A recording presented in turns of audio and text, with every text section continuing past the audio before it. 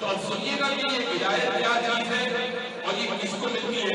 ایک مرتبہ رسول نے ابو ذر سے مخاطب ہو کے کہا، رسول نے حضرت ابو ذر سے مخاطب ہو کے کہا، یا ابا ذر من احبنا اہل البیت فلیعبد اللہ علی افضل النعم. اے ابو ذر، جو ہم اہل بیت میں محبت رکھتا ہے اس کو اس پہلی نعمت پر شکر ادا کرنا چاہیے. وما اول النعم، وہ پہلی نعمت کیا ہے؟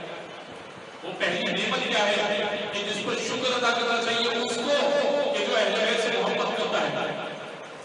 امام رسول اللہ کہنے لگے، طیب ولادہ، پاک و پاکیزہ ولادت، انہ لا یحبنا اہل البیت من تاب، اس لیے کہ اس کی